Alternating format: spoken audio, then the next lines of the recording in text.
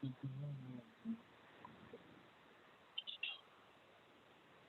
up my little. Really need a big tripod, man.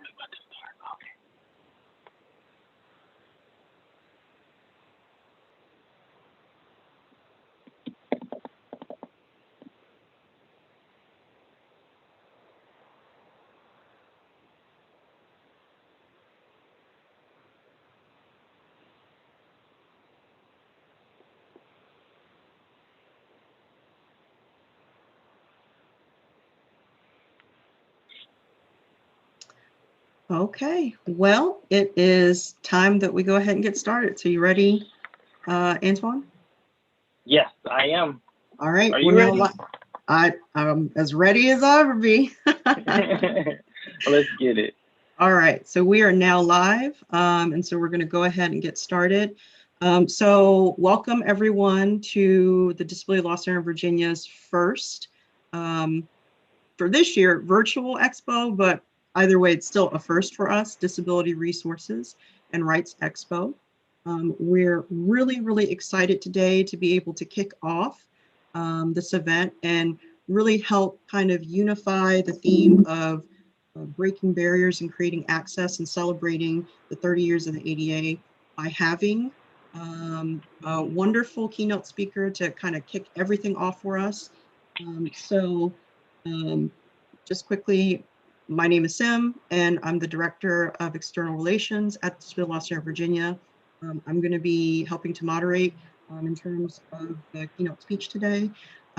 We will have some time at the very end after Antoine has finished speaking for people to be able to submit questions. You can be able to submit questions in the chat box, and I'll take a look at them at the end of his speech, and then we'll be able to kind of answer some questions through him at that point. So I don't want to keep you all waiting, but I do want to introduce you to Antoine Craig. He is a professional athlete. He is a para-Olympian. He is going to be representing us for Team USA in Tokyo in 2021. He's also a graduate student, and he's an entrepreneur. So he wears many hats, many hats, and is a multi-talented individual.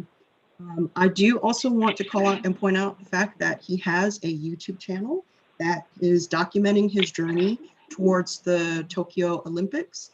So if you want to learn more about his story, his journey, the process that he takes to get to that point and to, in general, remain being excellent, then be sure to check out on YouTube Legendary Untold. You can subscribe to that and be able to get updates from his postings.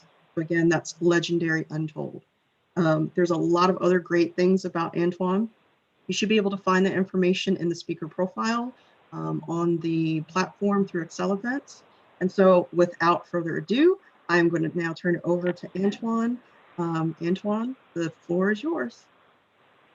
Thank you, Sim. And thank you to everyone who is joining us today. I really appreciate you guys having me here.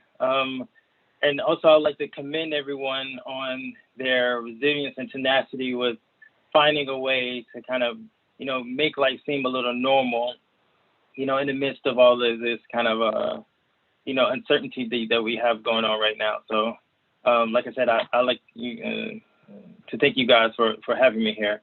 I wanted to start out with a story about a backpack and how I use it to kind of break through, my challenges and trials that I have with navigating my life as an individual with a disability. So I'm going to share with you guys a story that I have never shared before. So you just give me a second. I'm going to get through it. So when I was 14 years old, I ran away from home. At the moment, I didn't realize the magnitude of what I did, like what it meant for me, like everything that entailed, like everything that went into it, everything that I learned from it. But the reason why I ran away was, at the time, my mother had moved us out of our family home and we had took all of our stuff and we moved it into a storage unit. And I had this like intricate like African vase, and it was something that I made when I was in school, and I was really, really proud of this vase, and I put a lot of work into it. And I had a lot of interest in a bunch of different talents, but art was one of them. I loved art. So this particular vase we had to put it in a storage, and I don't know what came over me, but as we were closing the storage unit, this vase like broke into pieces. And it was like one of those like dramatic, like slow motion falls, and it was just like crash. And I just snapped. Like I just snapped, and I just left. Like I just left. I didn't know where I was gonna go. I didn't know where I was going. All I know is that I was not happy about the situation, and I wanted to take control over my life, seemingly, right? Because I was 14, so I'm grown. You know, I'm a grown man now, right? So, you know, I'm running and I'm running and I just go. Like I don't even know where I'm going. But I end up like recognizing that I'm in like a kind of familiar neighborhood, and it's one of a neighborhood that we had stayed in previously. And so I was like, okay, I feel okay. It's gonna be okay. But it started to storm. It started to like rain really, really bad. And this was in Georgia, so I don't know if any of you ever been to Georgia, but we never really get rain. The by itself is usually like these horrible storms. So it started to rain, and then it started to rain harder. And at that moment, I needed to like seek shelter, and I was able to find this abandoned home, like this abandoned house. It was just, I didn't really have any other choice. Like I had no other option. So I, for the sake of this story, I'm going to say I magically ended up in the house, right? And I'm soaking wet, and it's dark, and it's like storming, and it's lightning, and I'm just sitting here like reflecting on like what just happened, like my life, and everything is going wrong, and I started to realize like it's really dark now, like it's really dark in the house, and you know nighttime came and it's just lightning, and I'm starting to hear noises in the house, and then I instantly remembered that I'm afraid of the dark, right? I'm 14, so like I have this very vivid imagination of things, and so I'm sitting here and I'm like really scared because now I'm like lost and I'm away from my family and I'm hungry and I'm just wet and cold and I don't know what to do and I'm scared. So as the night progresses and then it kind of, the storm subsides, like I realized that night, like I overcame my fear of like darkness. I overcame my fear of being alone. Like I recognized at that moment that I didn't necessarily need to be taken care of in that moment. I developed a high amount of independence, and I realized like at that moment that I didn't know it, but this would not be the last time that I would end up like by myself. So in 2010, just to fast forward a little bit, in 2010, I ended up losing a significant amount of my vision. And so I decided to go to school. And in attending school, it was going fine. You know, my first semester, it was going good. I'm trying to learn how to, you know, work with my accommodations. I'm trying to learn how to be blind at the same time. I'm losing more and more vision. It feels like at this point I'm losing more vision by the month. And I'm running into issues with accommodations. And I don't really know what to do. So I end up going to this person, to that person. And this is how I actually met Disability Law Center of Virginia. And they helped me understand, you know, ADA, which is a huge, huge, huge document but it has a lot of rights. It has a lot of benefits and bonuses, things that would help me that I can take to, the powers that be that can help me navigate the issues that I was having. And I recognize that part of the problem that I was having was that I'm going to school, and at the same time, I'm trying to learn how to be blind. And I'm still holding on to this little vision that I have. So it was making it very difficult. So as time progressed, I'm starting to notice that I'm losing more and more and more vision. And my doctor told me that, it was supposed to stay the same. I was supposed to keep my 5%. And I know that sounds crazy, but like that 5% was everything to me, and that was one of my biggest fears, of just going completely blind. I literally didn't know what I was going to do if I did go completely blind. It was one of those things that I never wanted to think about. Even the title of blind, when people would ask how you would like to be, are you blind, or are you low vision? Are you vision impaired? I would always say vision impaired, because I felt like blind was just so permanent, and it was just something I was just afraid of. So my vision ended up completely leaving, and it really impacted me. Like, it impacted schoolwork. I couldn't function. I couldn't see faces anymore. I couldn't see letters. I couldn't see that little hand, the man that say like walk when you cross the street. I couldn't see any of those things, and I got depressed. I got like really, really, really down on myself, and I was a little frustrated by what was happening. But then I remember that when I was 14, I actually already conquered that fear of darkness, right? I've already conquered my fear of being alone. I've already conquered that fear.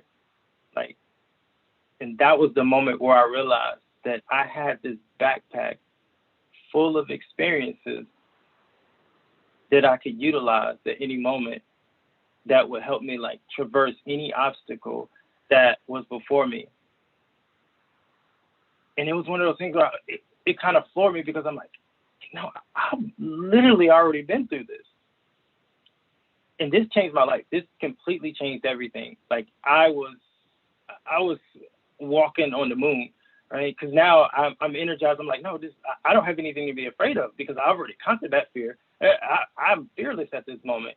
So this encouraged me to kind of, started doing more activities around school, and, the struggles that I was having in school, I started, making friends with teachers and faculty and staff, and they would always ask me to do special projects with the library, and I actually helped with the accessibility of the Cabo Library of doing a renovation, and I was so pumped. I was like, oh, this is a career path. Maybe I could be like an ADA consultant or something like that. I really thought that was going to be my role. I thought that was going to be like a job prospect for me, and I was just super excited. And I made this resume, and I went to my counselor. And when I went to my counselor with this like new energy, and my accommodations are clicking. And once I let go of my vision, everything, my schoolwork was doing so much better.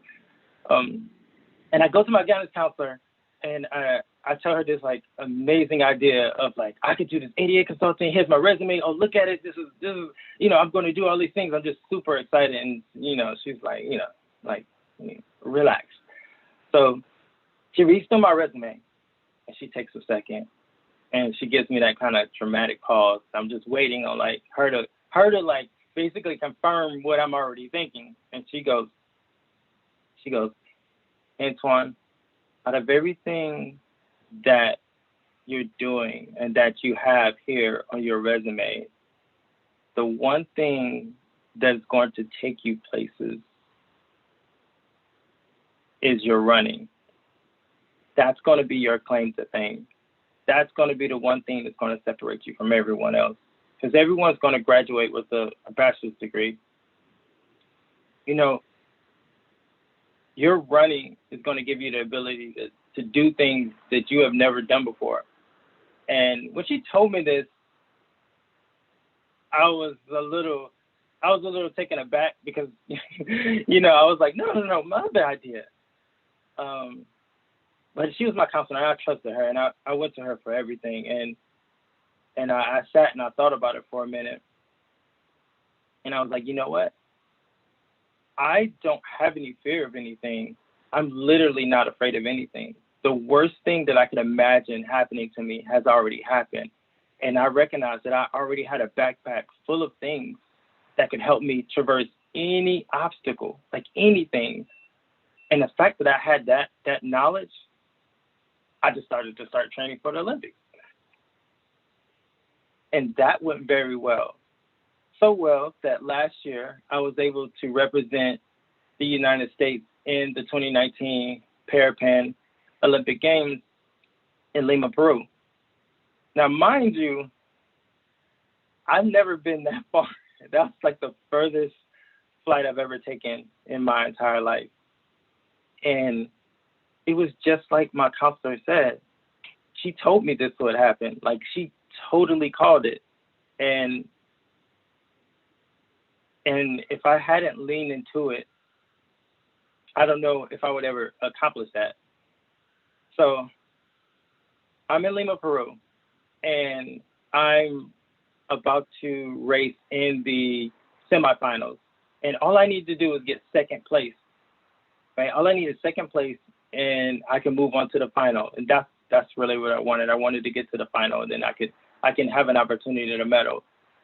But I get in the blocks, and I try to focus, and during the race they said on your mark, get set, and on set I like paused, and then the gun went off. But for some reason I like froze, and I don't know what happened. I don't know what happened whatsoever. But I ended up coming in third place, and I didn't make it to the finals of this race. And of course I was bummed out because I had done all this training and spent all this energy and put all this effort and all this work into it, all this blood, sweat, and tears, running in the heat and all these injuries and, you know, just all this different kind of therapy to work on everything. It was tough. And my friend said to me after the race, he said that, Antoine, I'm happy that you didn't do well. I'm happy that you didn't get a medal. And I was like, why? And he said, because you still got a lot of stuff to do. And that hit me. Like, he was absolutely right. Like, all of the advocacy stuff that I was doing at school, all of these different projects, it was like, I wanted to make a difference. Like, in order for me to make an impact, this was the best way for me to reach as many people as I can. And he was absolutely right. I still had a lot of work to do.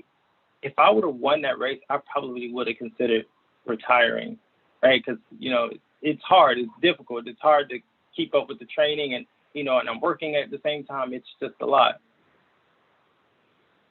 So when he told me this, I started smiling. It wasn't just because he was right, but it was just because, like, he didn't know that I had this backpack, you know, full of experiences. Like in 2017, I, you know, filed out a grant to go on my first study abroad program in Spain. And I had to get on a flight by myself, and I ended up catching a flight from Richmond to Atlanta. And then I ended up missing my flight, and I had to stay in Atlanta by myself and figure out, like, how I was going to make myself sustain. He didn't realize that I had this book bag with an experience that in 2017, I spent all of my money to fly to California to run in my first Paralympic national race, right? And didn't know what I was going to do after I got back. All I knew was I was just chasing that dream. He didn't know I had a backpack full of all of these different amazing experiences. So I'll leave you guys with this. I want to gift you all your own very own backpack, right? So you can decorate. I implore you to decorate your backpack. You know, like, close your eyes and imagine what you would like your backpack to look like. Mine, I'm not going to tell you what mine look like. It's a little dusty. It's a little worn, right? but yours can be pink and purple with zebras and rhinestones and everything else.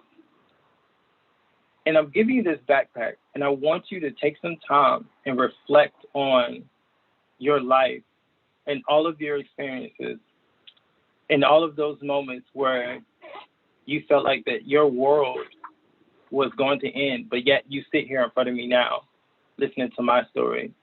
Think about those times you spoke to your grandma or your grandpa, and they said something so crazy that you didn't understand what in the world it meant, but they'll tell you you'll understand when you get older. Reflect on all those moments and compile them and put them in your backpack. And when you're ready, you'll be able to take that backpack and take those items in that backpack and utilize them to break through any obstacle that you have set before you. So I thank you guys for your time. I thank you guys for listening to my story. And I would like to open it up for questions. Thank you, Antoine, for sharing your inspirational story and your journey with us, or at least a piece of your journey in terms of being a self-advocate, being an athlete, being all the wonderful things that make you you, and not being defined by just your disability. So now we will open up for questions. And so for those of you who have been watching, you can submit your questions by chat within the Excel Events platform if you've been watching the live broadcast. And so let me just check to see if there are any questions really quick.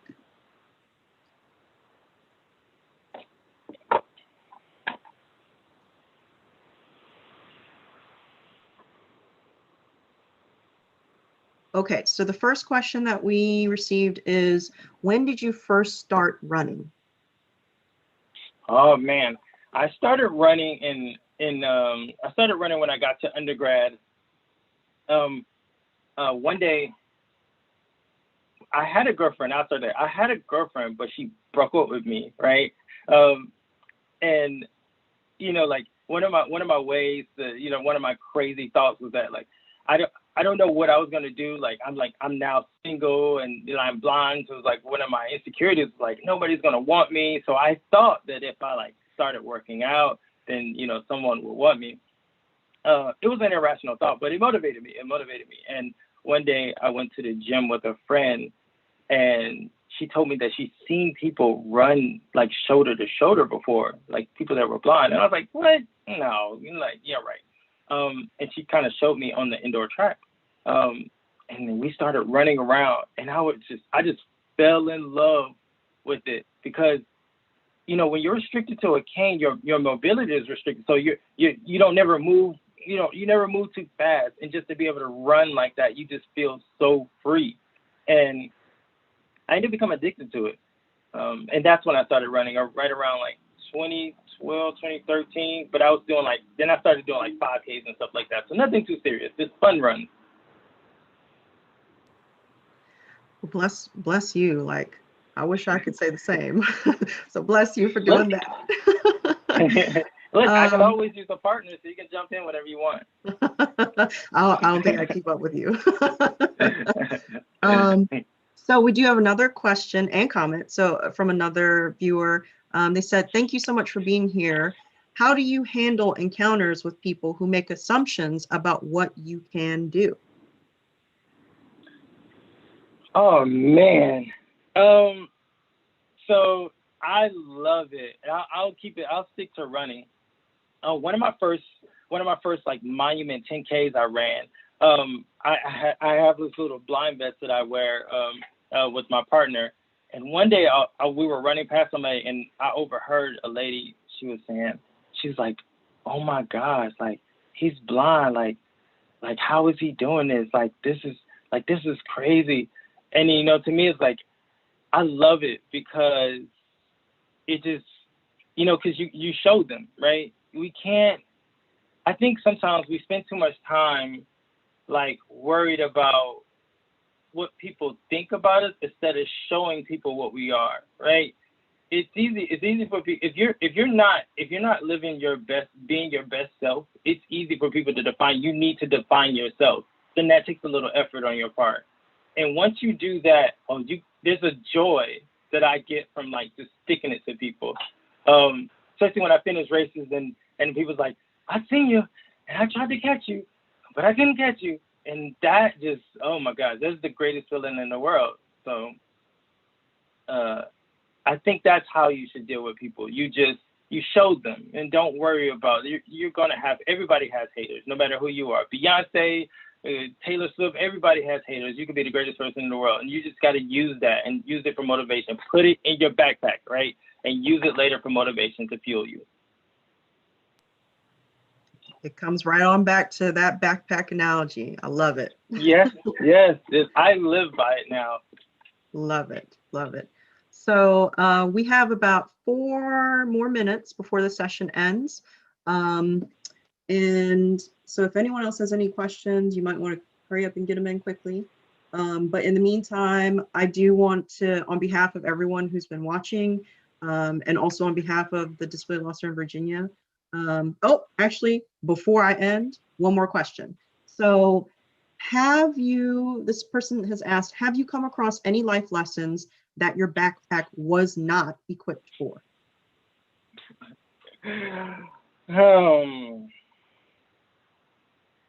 Have I come across? Yes. So relationship stuff. Like, that's why I'm glad we're just talking about like accessibility and breaking through and things like that. Like, just your relationship. I don't think anyone's equipped for it. There's some tools that you'll have in your backpack that you can kind of refaction and try to apply it, but it's hard. You just have to go through it, and that is the hardest thing. So I would say relationships, not just with friends. Like, romantic relationships are definitely challenging. I think for anyone that can be. That's true across the board. Yeah. That's why you just put a little bit of wine in your backpack. That's what you do. You'll be okay. There you go. That can help. Or, maybe a good non-alcoholic beverage if that's not your thing. Yes. Okay, so I think we are pretty much out of time. Thank you all again for tuning in. Thank you again on behalf of the Disability Law Center of Virginia, Antoine, for your inspirational story of resilience. And also for giving us that gift of the analogy of the backpack. And you have to use it. Yes, you are absolutely right. And I think what we can definitely take away from it is that you also need to make sure that you're constantly checking that you have the right tools and the right lessons and the right equipment within that backpack. So it's an ever changing, ever progressing, ever evolving thing. And so I thank you very much for teaching that to us and through your journey and through your story. And thank you so much for your time today. Do you have any parting words of inspiration or wisdom to share with us before we end? Yes, you have everything that you need with you already. All you have to do is just collect it, right? That's all you got to do. And one thing I always like to say at the end of my videos is that our stories are unfinished, are untold. So just get out there and continue to make your story, and be great. Well, spoken like a true legend in the making. So again, everyone check out Antoine's YouTube channel and make sure you hit that subscribe button. You can find his channel at Legendary Untold. So thank you again, Antoine. Thank you again, everyone. And I hope you all enjoy the rest of the expo today. If you have questions, if you're having technical issues, feel free to reach out to us at expo@dlcv.org. But without anything else, thank you all and enjoy. And thank you, Antoine, again. Thank you.